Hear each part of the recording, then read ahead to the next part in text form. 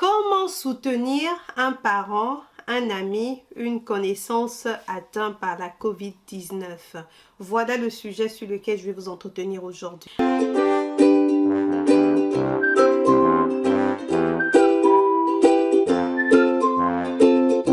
Avant tout, bonjour à tous. Alors, je sais que le sujet il est très attendu et c'est vraiment un plaisir pour moi de pouvoir le partager avec vous. Vu comment est-ce que l'épidémie évolue, personne n'est à l'abri désormais, que ce soit moi qui vous parle, vous qui m'écoutez, d'avoir la COVID-19, que ce soit soi-même, un parent, un ami ou un proche. Donc, il est très important de savoir quelles sont les dispositions à prendre et comment est-ce qu'on pourrait éventuellement soutenir cette personne-là qui est atteinte de la COVID-19.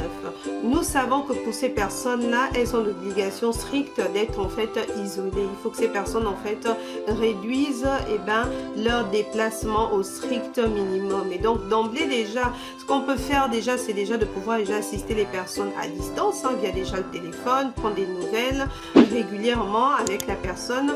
Pourquoi pas envoyer aussi la personne sur ma chaîne, Letty Chanel, c'est la première chaîne qui parle de COVID-19 exclusivement. Alors, lorsque le contact malgré tout s'impose, il y a certaines dispositions bien évidemment à prendre à ce moment-là en compte. La première disposition, c'est déjà de savoir que voilà, on ne peut pas soutenir un malade de la COVID-19 si soi-même on n'est pas en bon état de santé. Et donc, ça sert à rien de partir en courant, de faire tomber toutes les barrières en se disant parce que c'est un proche à moi. Non, ça ne sert à rien parce que vous allez tout simplement vous infecter aussi. Et je pense que la personne qui est malade a plus besoin de vous étant en forme que étant malade aussi comme elle. Donc, il faut plus laisser déléguer en fait auprès des personnes qui sont plutôt bien portantes, des personnes qui ne représentent pas de risque. Donc, par conséquent, éloigner le plus rapidement possible toutes les personnes qui sont à risque. On le sait, c'est des personnes qui souffrent par exemple des maladies cardiovasculaires, des personnes qui souffrent des maladies chroniques, des personnes qui souffrent des maladies, que ce soit des maladies pulmonaires ou respiratoires, etc. Et donc, comment organiser justement ces rencontres, ces échanges pour que les choses se passent en fait le mieux possible pour tous?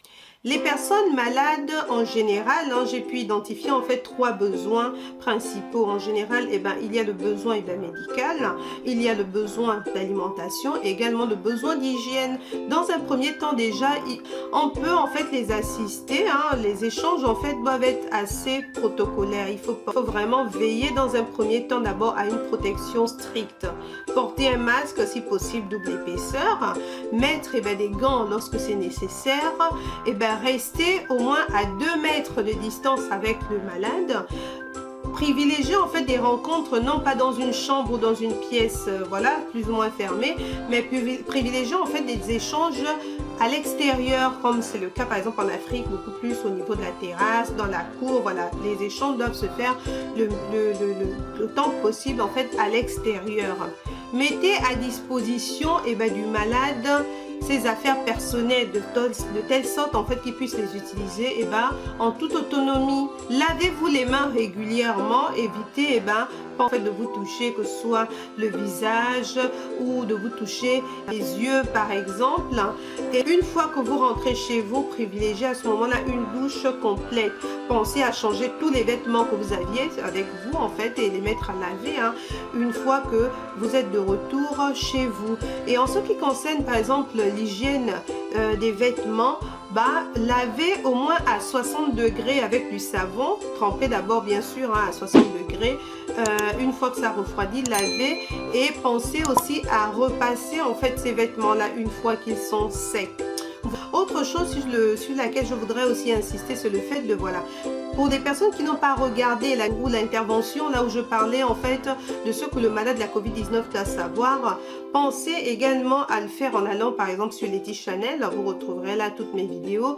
Et là en fait c'est très important de pouvoir également envoyer ces vidéos aux malades parce que j'estime qu'il y a en fait une collaboration qui doit se mettre en place. Le malade doit être conscient qu'il est porteur d'une maladie contagieuse Que le malade prenne conscience que voilà, il a besoin d'être isolé, c'est pas qu'on le rejette, mais qu'il a besoin d'être isolé pendant le temps de la maladie, mais également que le visiteur prenne également conscience du fait que voilà, en respectant le protocole le plus strictement possible, eh ben, il est possible de soutenir un malade. Voilà ce que j'avais à partager avec vous. Je vous dis à une prochaine fois. Au revoir.